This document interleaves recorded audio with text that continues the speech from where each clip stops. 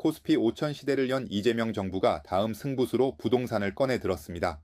집권 2년 차에 접어든 지 한 달 만에 부동산 이슈를 전면에 배치한 건데요. 노무현 문재인 정부 등 진보 정권의 아킬레스건으로 꼽혀온 부동산 문제를 조기에 정면 돌파하겠다는 의지로 읽힙니다. 이재명 대통령은 최근 일주일 사이 SNS에 부동산 관련 메시지를 10차례 올리며 정책 주도권을 직접 쥐는 모습입니다. 다주택자 양도소득세 중과 유예 종료 의지를 분명히 한 데 이어 보유세 강화 가능성까지 시사했습니다. 이 대통령은 야당과 언론의 비판에도 정면 대응하며 부동산 정책에 대한 강경한 기조를 부각시키고 있습니다. 정치권과 시장에서는 지방선거 이후 정부가 수요 억제 정책을 본격화할 것이란 관측이 나옵니다. 대출 규제와 규제 지역 확대가 한계에 이른 만큼 남은 카드는 사실상 보유세라는 분석입니다.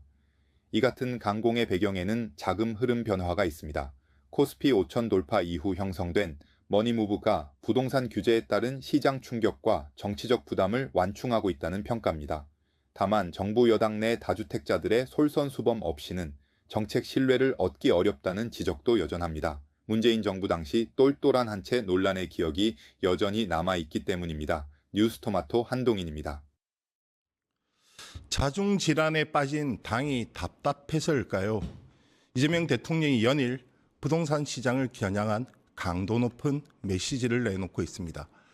역대 민주당 정부의 최대 골칫거리였던 부동산 문제 해결을 위한 확고한 의지도 분명히 했습니다. 관련해서 이지은 민주당 대변인 한동인 뉴스토마토 기자와 함께 이야기 나눠보겠습니다. 두 분 안녕하세요. 안녕하세요. 네, 안녕하세요.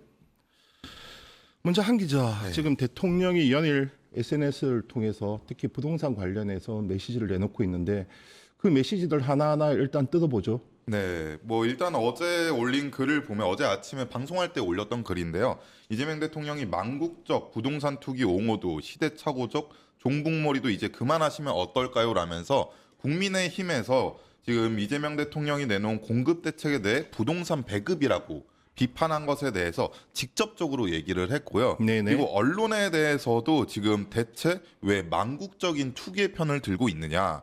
다주택자 편들기는 저급한 사익 축구 집단과 같은 생각이다 이런 비판도 했고 네. 또 국민의힘에는 여러 차례 비판을 했는데 언어의 기본적 맥락과 의미를 이해하지 못한다라고 했습니다. 이게 지금 코스피 5천과 계곡정비 사업을 쉽게 했는데 부동산 정책도 그만큼 쉽게 할 수 있다라고 얘기했던 것을 국민의힘이 비판한 것을 놓고 이런 비판을 내놓은 바 있습니다. 대변인님 어떻게 보십니까? 그 부동산 문제 같은 경우는 솔직히 이 민주당 정부의 그동안의 골칫거리였던 것은 분명한 사실입니다. 네. 특히 문재인 정부에서 부동산이 폭등하면서 정권을 내주는 하나의 단초가 되었고, 근데 이재명 대통령이 지금 강한 자신감을 보이고 있단 말이죠. 시장과의 좀 충돌도 보이는데 어떻게 보고 계십니까? 저는 이제 그 이 부동산 정책이 굉장히 중요하기 때문에 네네. 지금 어떻게 보면 이제 사활을 건다라는 표현을 맞을 수도 있을 정도로 이재명 대통령께서 이제 집중을 하고 계시는 모습입니다. 네네. 저는 반드시 필요하다고 보고요. 그래서 네네. 이제 그런 모습 뒤에는 두 가지가 있다고 생각합니다. 첫 번째는 정책의 일관성입니다. 지방선거로 인해서 혹시라도 이번에도 중과세 그렇죠. 유예가 연장되지 않을까라는 네, 네, 기대 네. 심리가 있을 수가 있는데 네. 그런 건 잘못된 기대 심리다라는 못 것을 박았죠. 맞습니다. 네. 선제적이고 확실하게 좀 보여주려고 하는 것이고 두 번째는 머니무브입니다. 코스피 5천 시대를 맞으면서 부동산에 특히 우리나라 같은 경우에는 부동산에 너무 많은 돈이 묶여 있지 않았습니까? 네네. 그것을 주식 시장으로 좀 이제 이동시키려는 목적이 있다. 그래서 지금까지는 부동산을 통해서 부를 증식을 했다면 그것이 아니라 이제는 주식 시장을 통해서 부를 증식을 하고 그리고 이제 생산적 금융을 통해서 이제 경제 성장과 이런 것들을 조금 더 촉진하려는 그런 의도와 목적이 있다라는 것을 분명히 하고 있다고 봅니다. 부동산을 통한 부의 증식 이제는 없다 이렇게 봐야 되는 거죠. 네, 그런 정책 목표를 가지고 분명한 의지를 가지고 추진을 하고 있습니다. 한 기자, 문제가 되었던 다주택자 양도소득세 중과 유예 네. 분명하게 이제 선을 그었는데요. 네. 그러면 5월 9일 종료되는 것이 확실합니까? 네, 확실하다고 보는 게 맞을 것 같습니다. 이제 어제 강유정 대변인도 다시 한번 확인을 했고, 어제 이제 좀 설명이 있었는데, 청와대 내부 이제 설명이 있었는데, 이재명 대통령이 계속해서 공통적으로 내는 메시지는 다주택자 이제 양도세 중과 유예를 반드시 중단한다는 거는 이거는 일단 분명하게 가져가겠다라는 겁니다. 근데 이제 혼란이 살짝 있었던 건 김영범 정책실장이 일단 뭐 실수요라든지 매도하는 과정에서 생기는 문제가 있기 때문에 한두 달 기술적인 뭐 조치가 있을 수 있다라는 얘기를 하긴 했는데 일단은 청와대에서는 확실하게 종료하겠다라는 게 입장입니다. 부동산 정책은 어쨌든 두 갈래를 병행할 수밖에 없는데 하나는 규제고 하나는 네. 공급입니다. 지금 어느 곳에 좀 더 방점을 찍고 있나요? 일단은 공급도 지금 방점을 찍고 있는 거고 그래서 이제 129 대책으로 공급 대책이 나왔던 거고 그리고 이제 지금 어떻게 보면 두 가지 갈래라고 하셨지만 어제 김민석 총리 얘기를 좀 들어보면 네네. 한 5가지 정도의 분명한 방향성이 있습니다. 일단 첫 번째는 지방균형 발전으로 부동산 문제를 푼다는 것이고 그 다음에는 과도한 수요 억제 정책을 펼치겠다. 그리고 세제 부분에 대해서는 뭐 보유세나 이런 부분은 최후의 수단으로 사용하되 부동산 정책이 풀리지 않으면 그때에서 최후의 수단으로 쓸 수 있다라는 얘기를 하고 있고 그리고 지난 6개월 동안 밝혔던 입장을 일관되게 추진해 나가겠다 이런 입장을 나타내고 있습니다. 대변인 네. 좀 아쉽지만 당의 목소리는 지금 보이지가 않습니다. 대통령과 정부의 의지나 정책 방향은 분명히 보이는데 네. 당은 지금 또 다른 이제 화약고에 휩싸이면서 방향이 보이죠. 당의 방향은 어떻습니까? 부동산 문제 해결을 위한. 당도 대통령의 기조와 맞추어서 나가고 있습니다. 한정혜 정책의장도 이야기했다시피 입법으로 맞춰 나가겠다라는 이야기를 했고요. 또 세제 개편과 관련해서도 배제하고 있지는 않다라는 이야기를 했습니다. 그래서 지금은 이제 그런 이야기들이 겉으로 잘 드러나고 있지는 않습니다만은 기본적으로는 발맞춰 나가고 있다라고 말씀을 드리겠습니다. 세제 개편. 자, 이 중에서 아무래도 핵심은 보유세일 건데요. 그죠? 네. 당 내에서도 좀 이견이 있습니까? 거기에 대해서는 뭐 여러 가지 의견이 나오고 있습니다만은 아직까지 뭐 가시화되지는 않고 있는 상황입니다. 한 기자. 네.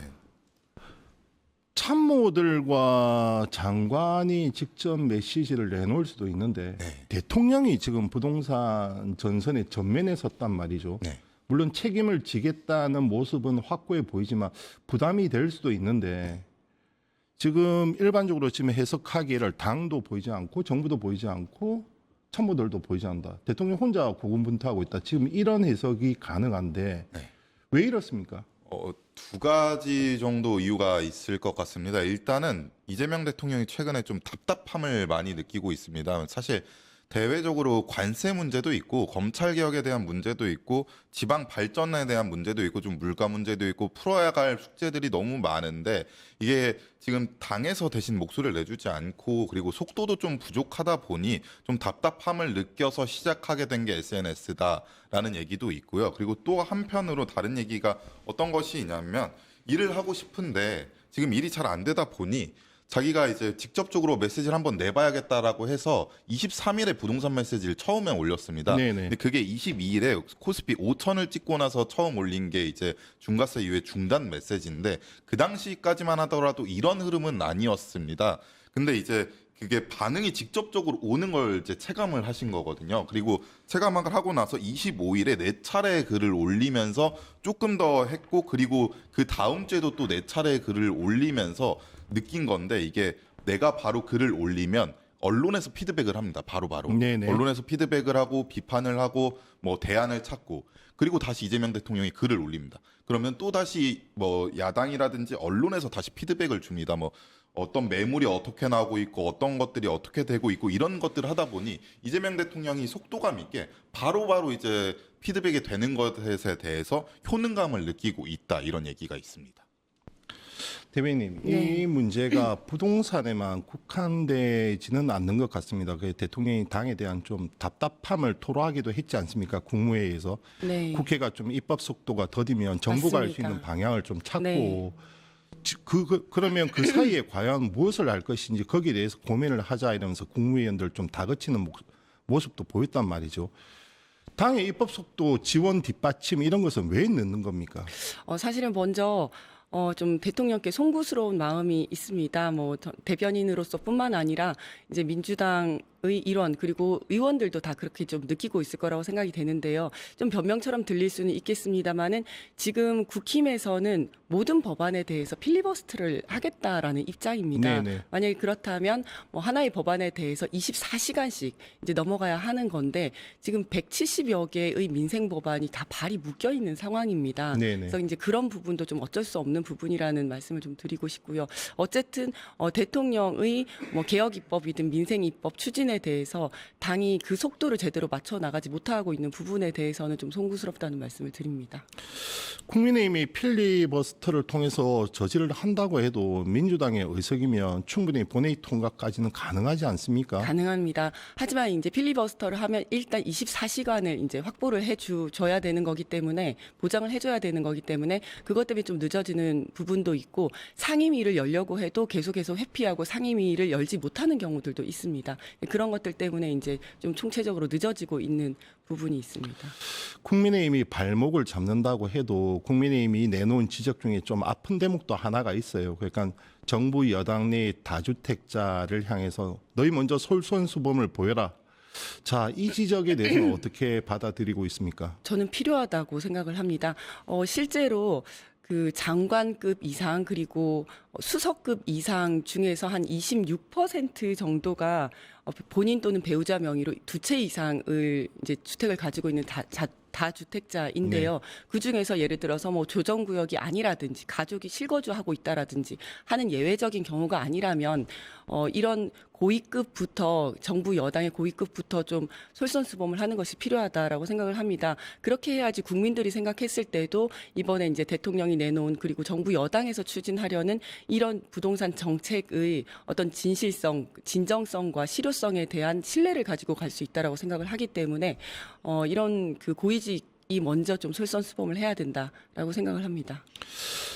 청와대 내 참모 또는 국무위원들의 다주택자도 있을 건데 지금 양도세 중과 유예를 이제 종지부를 찍겠다고 한 마당에서 이들이 먼저 좀 나서야 되지 않냐. 이건 지금 방금 지적도 이진 대변인께서 하셨는데 청와대 내 참모진이나 국무위원들 어떻게 받아들이고 있습니까? 뭐 일단 청와대 참모 56명 중에 12명 정도가 다주택자라고 네네. 합니다. 그래서 지금 어제도 관련해서 질문이 나왔는데 일단은 특별한 입장은 없다라는 게 이제 청와대 공식 입장인데 지금 이 부분 결국에 정리하지 않으면 정책 신뢰도를 쌓기 어렵지 않겠느냐라는 얘기가 나옵니다. 왜냐하면 사실 문재인 정부 때도 이제 노영민 대통령 비서실장이 똘똘한 채 문제 있지 않았습니까? 그 문제에 지금 뼈아프게 느끼고 있기 때문에 그 문제에 대해서 지금 생각은 하고 있는데 아직까지 구체적 입장은 내놓지 않고 있지만 이게 어떻게 해서든 해결은 해야 된다. 그리고 어쨌든